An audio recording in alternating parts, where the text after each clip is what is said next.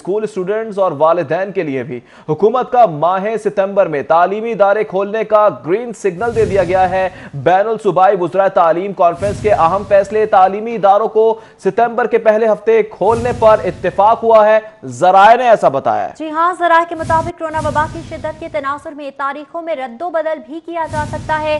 Conference के फैसलों का national command and control centre कल जायजा लेगा, उसके बाद ही हतमी फैसला किया जाएगा। स्कूल स्टूडेंट्स और वालिदैन के लिए बड़ी खबर है। हुकूमत का माह सितंबर में तालीमी इदारे खोलने का ग्रीन सिग्नल बैनुल सूबाई वज़राए तालीम कॉन्फ्रेंस के अहम फैसले हैं। तालीमी इदारों को सितंबर के पहले हफ्ते खोलने पर इत्तफाक कर लिया गया है। जरा के मुताबिक कोरोना वबा की शिद्दत के तनाजुर में तारीखों में रद्दोबदल किया जा सकता है, जबकि कॉन्फ्रेंस के फैसलों का national command and control centre कल जायजा लेगा। अहम फैसले किए गए हैं। स्कूल स्टूडेंट्स और वालिदैन के लिए बड़ी खबर है। हुकूमत की जानिब से माह सितंबर में तालीमी इदारे खोलने का ग्रीन सिग्नल दे दिया गया है। बिल्कुल, अब ये रेड सिग्नल जो था वो येलो सिग्नल में बदल गया है। ग्रीन अभी मुकम्मल नहीं हुआ है क्योंकि हतमी फैसला नहीं हुआ है। बैनुल सूबाई वुज़राए तालीम कॉन्फ्रेंस के अहम फैसले हैं।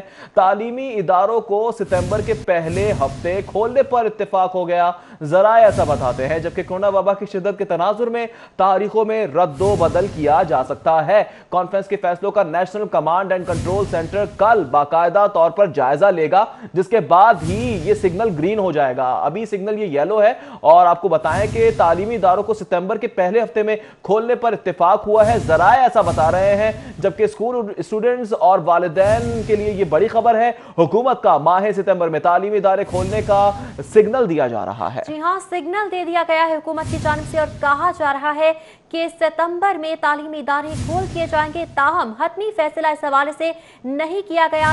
कुछ भी कहना कबल अज वक्त होगा। तालीमी इदारों को सितंबर के पहले हफ्ते खोलने पर इत्तेफाक कर लिया गया है। जराए की जानिब से ऐसा बताया जा रहा है। कोरोना वबा की शिद्दत के तनासुर में तारीखों में रद्दोबदल भी किया जा सकता है। कॉन्फ्रेंस के फैसलों का national command and control centre कल जायजा लेगा, उसके बाद ही हतमी फैसला किया जाएगा। स्कूल स्टूडेंट्स और वालिदैन के लिए ये एक बड़ी खबर है जो कि सामने आई है। पंजाब में इम्तिहानी मराकज़ के बजट में बड़ा कट लगा दिया गया है। पंजाब हुकूमत का पंजाब एग्जामिनेशन कमीशन के बजट में 23 करोड़ रुपए का कट। नए माली साल में पंजाब एग्जामिनेशन कमीशन का बजट कम कर दिया गया। नए माली साल में इम्तिहानी मराकज़ और इंतजामी अखराजात के लिए 90 करोड़ मुख्तस किए गए हैं। पिछले माली साल में इम्तिहानी मराकज़ के लिए 1 अरब 13 करोड़ मुख्तस किए गए थे, जबकि गुज़िश्ता साल में पैक के अखराजात कोरोना की वजह से सिर्फ 44 करोड़ हुए हैं। महकमा खजाना का ऐसा बताना है। नजरसानी शुदा बजट की निस्बत नए माली साल में फंड ज्यादा मुख्तस किए गए हैं, महकमा खजाना यह भी बता रहा है, जबकि कट लगाया गया। इस कट के हवाले से मजीद बात करेंगे अली रामे से। अली रामे बताएगा कितनी चीजों पर कट लगाएंगे, अब इस पर भी कट लगा दिया।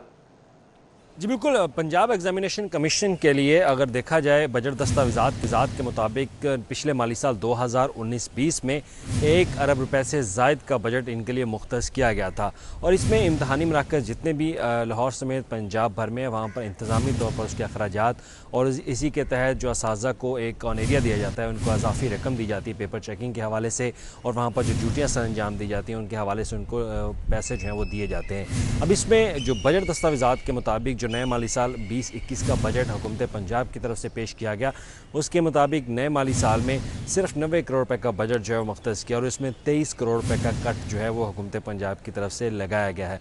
और इस पर क्योंकि महकमा ख़जाना पंजाब और पंजाब हुकूमत की तरफ से वाज़ेह तौर पर तमाम सूबाई महकमों को कहा गया था कि कोरोना वायरस की वबा से पैदा होने वाले माली बहरान के बायस हुकूमत के पास बजट बहुत कम है, तो लिहाजा नॉन डेवलपमेंट साइड पर जो बजट है उसको मज़ीद कम किया जाए। तो उसी पर जो एनुअल एक्सपेंडिचर्स होते हैं तमाम सूबाई इदारों के, उनको कम किया गया और उसी के बुनियाद पर पंजाब एग्जामिनेशन कमीशन जो पैक का बजट था वो 1 अरब से अब 90 करोड़ करके उसमें 23 करोड़ रुपए का कट जो है वो हुकूमत पंजाब कट लगा दिया गया है। अली रामे, बहुत शुक्रिया आपका।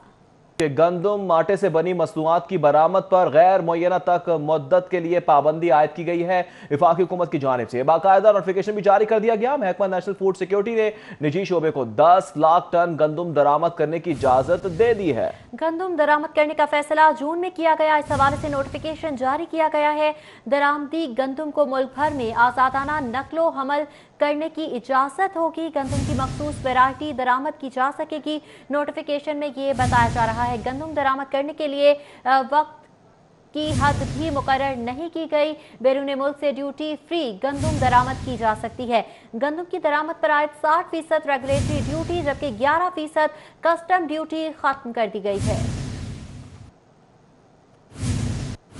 यूटिलिटी स्टोर्स पर महंगाई, कीमतों में इजाफा कर दिया गया है। एक के बाद एक इजाफे का बम गिराया जा रहा है। अवाम पर यूटिलिटी स्टोर्स पर मिर्च, इलायची और नमक महंगी कर दी गई है। नई कीमतों का नोटिफिकेशन जारी कर दिया गया। इतलाक भी फौरी तौर पर कर दिया गया। बिल्कुल आपको बता रहे हैं कि मिर्चें अवाम को मिर्चें लगाएंगी, इलायची में अब कड़वाहट आएगी और नमक भी जो है वो जख्मों पर ही छिड़का जाएगा क्योंकि महंगाई का एक तूफान आया है। नई कीमतों का नोटिफिकेशन जारी किया गया है। मजीद जानेंगे हसन अली से। हसन अली बताएगा आखिर क्यों? जी बिल्कुल, utility stores corporation of Pakistan ने मुख्तलिफ जो अशिया हैं जिसमें लाल मिर्च, इसके साथ बड़ा मिर्च, नमक और इलायची की कीमत में इजाफा जो है वो कर दिया है। इसी वाले से मजीद बात करेंगे। यहाँ पे मेरे साथ एक शहरी जो है मौजूद हैं। जी बताइएगा कि यूटिलिटी स्टोर्स पर भी चीज़ें जो हैं वो आहिस्ता आहिस्ता महंगी होती जा रही हैं और आम आदमी की पहुँच से दूर हो रही हैं। सर यूटिलिटी स्टोर पे सब्सिडी इसलिए दी है, हमें सब्सिडी कहीं नहीं नज़र आ रही। यहाँ दालें हैं जो दाल चना, सफ़ेद चने बाहर सस्ते हैं और यहाँ महंगे हैं। रूह अफ़ज़ा बाहर जो है वो सस्ती है और यहाँ महंगी है। सिर्फ चीनी के सिवा यूटिलिटी स्टोरों पे कोई चीज़ सस्ती नहीं, बाकी सारी चीज़ें महंगी हैं। आप जाके बाज़ार पता कर लें, दाल सफ़ेद चने के 105 रेट है, यहाँ 125 रुपये रेट है। तो कहाँ सस्ती है? हमें तो नहीं नज़र आ रहा कि यूटिलिटी स्टोर पर 50 रुपये की सब्सिडी दी है, कोई नज़र नहीं आ रही। सिर्फ चीनी सस्ती है और वो भी फीकी। दो चम्मच डालो, बाहर का 1 चम्मच डलता है और ये 2 चम्मच वाली चीनी है।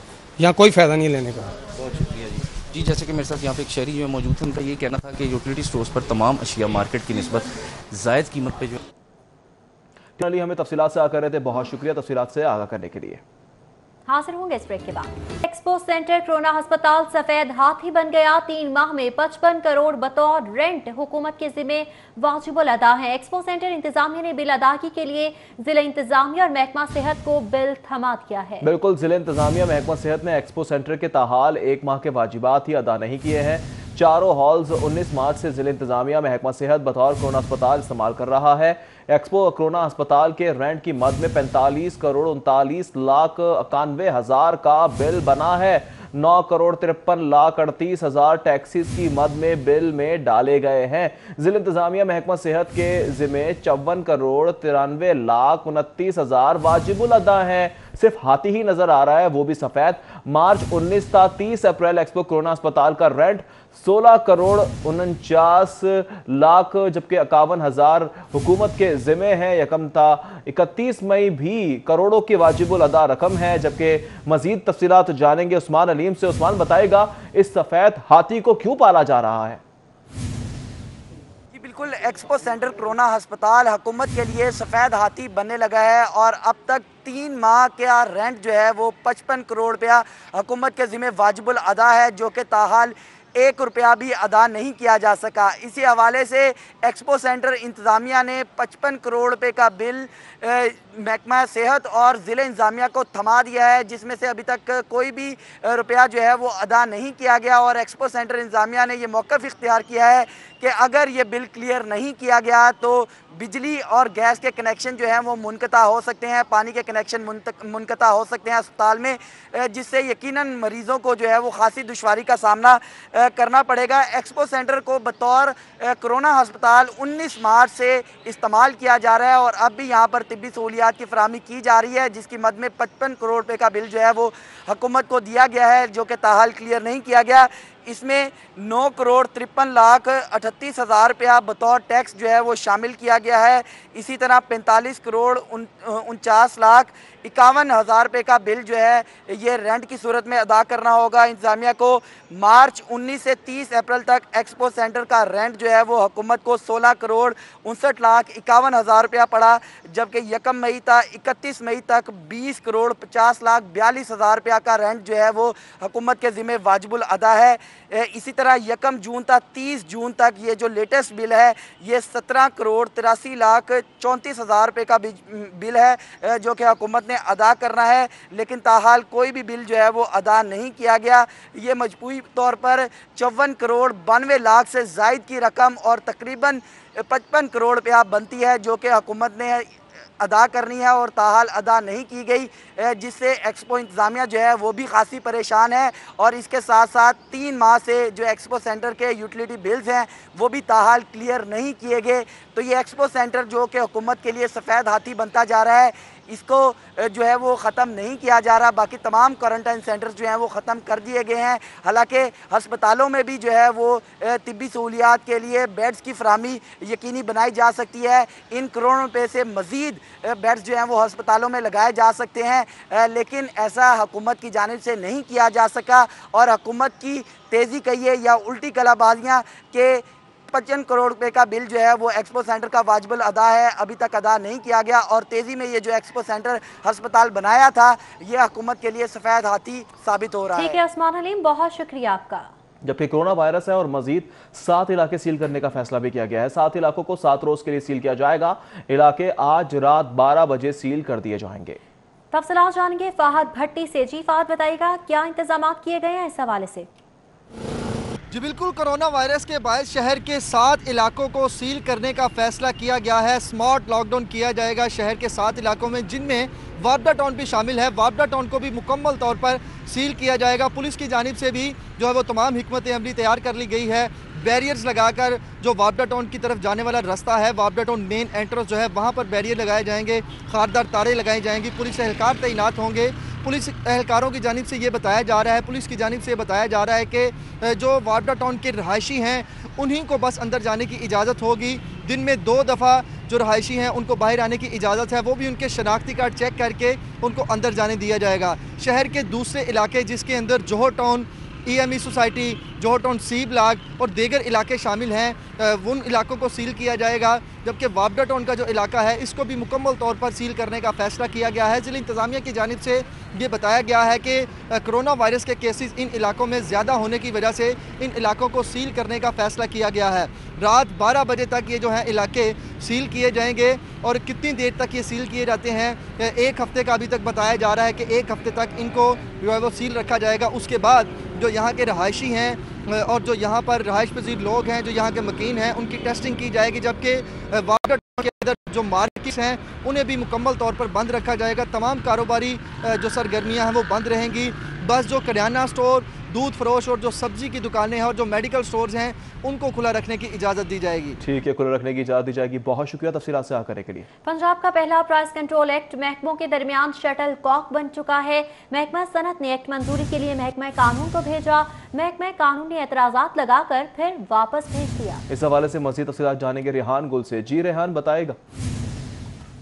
जी, पंजाब का पहला प्राइस कंट्रोल एक्ट सरकारी महकमों के दरमियान शटल कॉक बन गया है और अभी तक इसको मंजूरी नहीं दी जा सकी। आपको भी बताता चलूँ कि गुज़श्ता 40 साल से पंजाब में प्राइस कंट्रोल के हवाले से जितनी कार्रवाइयाँ की जाती हैं वो असल में वफाक का जो एक्ट है उसके तहत की जाती हैं। पंजाब में आज तक इस हवाले से कोई कानून ही नहीं बनाया गया। महकमा सनत और तजारत ने पहली बार पंजाब का एक बाकायदा एक्ट तश्कील दिया और इसमें बहुत सी ऐसी नई अशिया को शामिल किया जो कि पुराने एक्ट में शामिल नहीं हैं।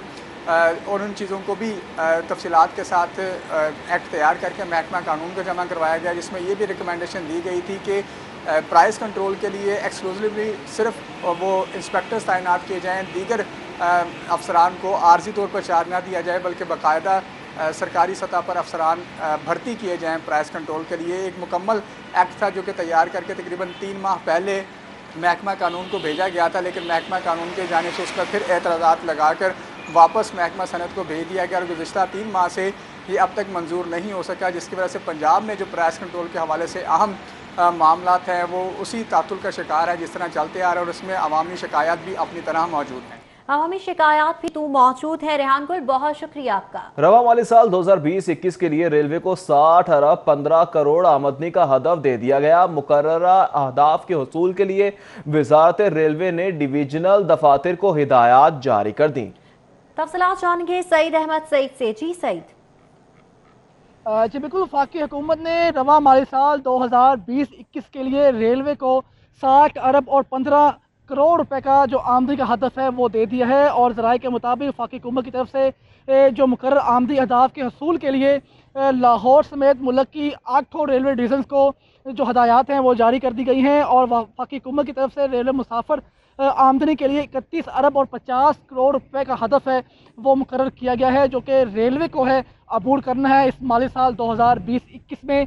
अगर बात करें मुतफर्रिक कोचेस की आमदनी की मद में 1 अरब 50 करोड़ रुपए, जबकि फ्रेट आमदनी की मदद में कार्गो की मदद में जो 22 अरब रुपए का हदफ है वो मुकर्रर किया गया है। इसके साथ ही मिलिट्री ट्रैफिक के लिए 70 करोड़, जबकि सैनिटरी के लिए जो 4 अरब रुपए की आमदनी हदफ है वो महकमा रेलवे को इस साल माली साल 2020-21 में दिया गया है। और रेलवे का शोबा लैंड को 1 अरब रुपए का हदफ दिया गया, जबकि कमर्शियल डिपार्टमेंट को 1 अरब 50 करोड़ रुपए, जबकि स्क्रैप की फ़रोख्त की मद में 1 अरब रुपए का इब्तदाई तौर पर जो हदफ है वो दिया गया है। और ज़राए का ये कहना है कि माली साल 2020-21 के लिए मजमूई तौर पर जो 60 अरब और 15 करोड़ रुपए का हदफ है वो दिया गया, जिसमें ज़्यादा हदफ है वो मुसाफिर ट्रेनों की आमदनी की मद में जो दिया गया, जिसमें 31 अरब 50 करोड़ रुपए शामिल हैं, जबकि फ्रेट की मद में ठीक है हदफ दिया गया है। बहुत शुक्रिया सईद अहमद सईद। एपका मुलाजमीन का महकमा ज़राअत के दफ्तर में एहतजाज, हुकूमत मुखालिफ नारेबाजी, मुतालिबात ना माने गए तो पार्लियामेंट का घेराव करेंगे, ये इंदिया दे दिया गया। नदीम खालिद से मजीद तफसीलात जानेंगे। जी नदीम, बताएगा क्या मुतालबात किए जा रहे हैं? जी बिल्कुल, आल पाकिस्तान क्लर्क एसोसिएशन की जानिब से इस वक्त महकमा ज़राअत ऑफिस में एहतजाज किया जा रहा है और यहाँ पर तमाम मुलाजमीन इस वक्त मौजूद हैं। उनकी मीटिंग जारी है और उनका कहना है कि हर महीने 3 बूथ वो एहतजाज करेंगे। मज़ीद उनके मुतालबात क्या है, मेरे साथ मरकज़ी सदर हाजी शाह साहब मौजूद हैं, उनसे जानते हैं। अच्छा सर, बताइएगा क्या मुतालबात हैं आप लोगों के, किस वजह से ये एहतजाज करने का मकसद क्या है? बिस्मिल्लाहिर्रहमानिर्रहीम। आज पूरे पाकिस्तान में एपका पाकिस्तान के प्लेटफार्म पर इंक्लूडिंग आज़ाद कश्मीर हर महकमे में मुलाजमीन सरापा एहतजाज हैं। आज हम हालिया बजट को IMF ज़दा बजट करार देते हुए मुस्तरद कर चुके। आज हम हुकूमत वक्त से ये सवाल करते हैं, वज़ीर-ए-आज़म पाकिस्तान इमरान खान साहब से ये सवाल है एपका पाकिस्तान का कि ये कौन सा कानून है कि IMF के कहने पे मुलाजमीन पिछे हुए तबके जो रीढ़ की हड्डी की हैसियत की मानद होते हैं किसी भी मुल्क के लिए, उनके लिए तो खजाना खाली। ये 2 सालों में सरकारी मुलाजमीन की तरह में इजाफे की बजाय मुलाजमीन की तरह उल्टा कम हो गई है। लेकिन दूसरी तरफ वज़ीर-ए-आज़म और वज़रा और अरकान असम्बली की तरह में 300% जो इजाफा किया है उसको भी हम नामंजूर का ऐलान करते हैं कि वो इजाफा वापस लिया जाए। वही इजाफा जो है वो सरकारी मुलाजमीन की तरह में दिया जाए और हमारे मुलाजमीन और SNGD के मुलाजमीन के दरमियान जो तफरीक है इसको ख़त्म किया जाए। अगर ये तफरीक ख़त्म ना की गई। नदीम खालिद, बहुत शुक्रिया। वाक़ा जोन, अजीज़ भट्टी जोन और शालामार जोन में गैर कानूनी तामीरात का ड्रॉप सीन हो गया है। अफसरान को बरिस जमा करार देते हुए 2 बिल्डिंग इंस्पेक्टर्स को ओहदों से फारिग कर दिया गया। तफसीलात जानेंगे राउत इरशाद हुसैन से। जी राउत इरशाद, बताइएगा। बिल्कुल जी, मेट्रोपॉलिटन कॉर्पोरेशन के ज़ेरे कंट्रोल वाघा जोन, अजीज़ भट्टी जोन और शालामार जोन में 141 जो गैर कानूनी तामीरात के हवाले से रिपोर्ट का इंकशाफ हुआ था, इसका ड्रॉप सीन जो है वो हो चुका है। ड्रॉप सीन के मुताबिक तमाम जोन्स के जो अफसरान हैं, जो मेट्रोपॉलिटन ऑफिसर्स हैं, उनको तो बरी ज़िम्मा करार दिया गया, जबकि 2 बिल्डिंग इंस्पेक्टर्स को ज़िम्मेदार करार देकर ओहदों से हटा दिया गया। आपको ये बताएं कि बिल्डिंग इंस्पेक्टर अरसलान जमील और बिल्डिंग इंस्पेक्टर वकास जावेद को उनके ओहदों से हटाकर पीडा एक्ट के तहत कार्रवाई की गई। आपको ये बताएं कि जो जारी किया गया है, उनकी सर्विसेज सरेंडर करने की जो लेटर जारी किया गया, उसमें चीफ कॉर्पोरेशन ऑफिसर की जानिब से ये कहा गया कि शोकाज नोटिस देने के बावजूद कोई जवाब जो है वो मौसूल नहीं हुआ, जिसकी बुनियाद पर तमाम तर जो जिम्मेदारी है बिल्डिंग इंस्पेक्टर्स पर आयद होती है कि जो करोड़ों का टीका लगाया गया है, जो तमाम इन तीनों जोन्स में गैर कानूनी तामीरात की मद में, लिहाजा इनकी सर्विसेज मज़ीद मेट्रोपॉलिटन कॉर्पोरेशन को दरकार नहीं है। इनको जो है वो local government and community development में रिपोर्ट करने के अहकाम सादर फरमा दिए गए हैं। लिहाजा सिर्फ इसमें और भी किरदारों के नाम थे गैर कानूनी तामीरात में, लेकिन सिर्फ ठीक है राव दिलशाद, बहुत शुक्रिया तफसीलात से आ करने के लिए। ससुराल में खातून पर तशद्दुद का मामला, गुजने रावी पुलिस ने ताजिर उमर के खिलाफ मुकदमा दर्ज कर लिया। ताजिर उमर फारूक ने महिमाना तशद्दुद करके बीवी के नाक की हड्डी तोड़ दी है। इस हवाले से मजीद तफसीलात जानेंगे वकास अहमद से। वकास, बताइएगा इसके साथ किया क्या गया? ये ब्लॉक में जहां पर ससुरालियों और बाद में खावन की तरफ से बीवी पर तशद्दुद किया गया था। बीवी जो है वो शदीद जख्मी हुई थी, जिसकी नाक की हड्डी भी टूट गई थी और आज पुलिस ने मेडिकल रिपोर्ट आने के बाद खावन के खिलाफ मुकदमा दर्ज कर लिया है। लेकिन खावन को जैसे पता चला कि उसके खिलाफ मुकदमा दर्ज हो चुका है, वो मौके से फरार हो चुका है। पुलिस का ताहम कहना है कि वो जल्द ही उस मुलज़िम को गिरफ्तार कर लेंगे। दूसरी तरफ बीवी की तरफ से इल्ज़ाम आयद किया गया है कि ससुराली उस पर माजी में भी तशद्दुद कर चुके थे, लेकिन इस बार जो तशद्दुद था वो शदीद किया गया, जिसकी वजह से उसकी बर्दाश्त जो थी वो जवाब दे गई थी। पहले भी तशद्दुद के वाक़यात सामने आते रहे हैं। वकास अहमद, बहुत शुक्रिया। खबरें और भी हैं, हाजिर होंगे ब्रेक के बाद। लाहौर शहर डाकू के निर्गे में है। गुरु मांगट रोड पर वाक़ राना फार्मेसी को नामालूम डाकुओं ने लूट लिया। वाक़या मंगल बुध की दरमियानी शब पेश आया है। मास्क पहने 3 डाकू गाहक बनकर फार्मेसी में दाखिल हुए। असलहा के जोर पर काउंटर से 1,65,000 रुपए लूट कर फरार हो गए। मनाज़िरा मुलाजा कर सकते हैं, लाहौर शहर डाकू के नरगे में आ चुका है। गुरु मांगट रोड पर वाक़े राना फार्मेसी को नामालूम डाकुओं ने लूट लिया। वाक़या मंगल बुध की दरमियानी शब पेश आया है। मास्क पहने किस तरह से 3 डाकू गाहक बनकर फार्मेसी में दाखिल हुए और लूट मार की। वापस आएंगे। नून के सदर शहबाज शरीफ का हुर्रियत पसंद कमांडर बुरहान वानी शहीद को खराजे तहसीन। बुरहान वानी को तारीख में बहादुर शख्सियत के तौर पर याद रखा जाएगा। शहबाज शरीफ ने अपने ट्वीट में ये लिखा है। बुरहान वानी का तारीख में नाम हुर्रियत की जद्दोजहद में सुनहरी हरूफ से लिखा जाएगा। शहबाज शरीफ कहते हैं शहीद बुरहान वानी को मुज़ाहमत के इस्तारे की हैसियत से याद रखा जाएगा। शहबाज शरीफ की जानिब से ट्वीट किया गया है और खिराज तहसीन पेश किया गया है। मुस्लिम लीग नून के सदर शहबाज शरीफ ने हुर्रियत पसंद कमांडर बुरहान वानी शहीद को खिराज तहसीन पेश किया। अपने ट्वीट में कहा, बुरहान वानी को तारीख में बहादुर शख्सियत के तौर पर हमेशा के लिए याद रखा जाएगा। जबकि ये भी कहा कि बुरहान वानी का तारीख में नाम हुर्रियत की जद्दोजहद में सुनहरी हरूफ से लिखा जाएगा। शहीद बुरहान वानी को मुज़ाहमत के इस्तियारे की हैसियत से याद रखा जाएगा। शहबाज शरीफ की जानिब से ट्विटर पर यह पैगाम शेयर किया गया है। हुर्रियत पसंद कमांडर बुरहान वानी शहीद को उन्होंने खराजे तहसीन पेश किया। अवामी मसाइल की बात करें तो फैसल पार्क खरबंसपुरा में ट्यूबवेल और फिल्ट्रेशन प्लांट खराब पड़े हैं। इस हवाले से मज़ीद तफसीलात जानेंगे फरहान जामीन से। जी फरहान। इस वक्त मैं फैसल पार्क खरबंसपुरा में मौजूद हूँ। मेरे जो राइट साइड पर जो ट्यूबवेल है वो लगा हुआ है और लेफ़्ट साइड के ऊपर फिल्ट्रेशन प्लांट लगा हुआ है। इस वक्त सिचुएशन ये है कि ना सिर्फ ये ट्यूबवेल बल्कि जो फिल्ट्रेशन प्लांट है दोनों ख़राब हो गए। मेरे साथ मकीन मौजूद है। ये ख़राब हो गए, बड़े पानी का मसला है जी। यहाँ कोई 2-2.5 महीने से ना ये पानी का मसला चल रहा है। तो अहले इलाका जितने भी यहाँ रिहाइश पजीर हैं उन्हें दूर दूर जाना पड़ता है पानी लेने। तो बहुत मसला है यहाँ पानी का, खासकर पानी पीने के पानी के लिए। अच्छा, फिल्ट्रेशन प्लांट भी ख़राब है और ट्यूबवेल भी ख़राब है, तो कुछ शिकायत वगैरह, कुछ चेकिंग वगैरह? जी, हमने ये लोकल जितने भी गवर्नमेंट है, यूनियन काउंसिल वगैरह, उनसे तो रब्ता किया है, पर वो कह रहे हैं कि भाई पता नहीं, जैसे कोई बजट आएगा तो तब भी होगा फिर।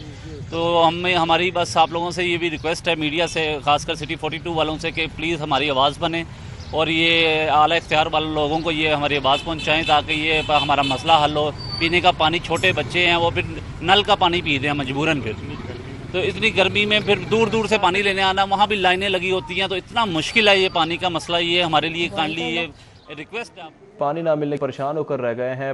फरहान यामीन, बहुत शुक्रिया। इसके साथ ही न्यूज़ स्टूडियो से फिलहाल मज़ीद खबरों से बाखबर रहने के लिए देखते रहे सिटी पॉइंट।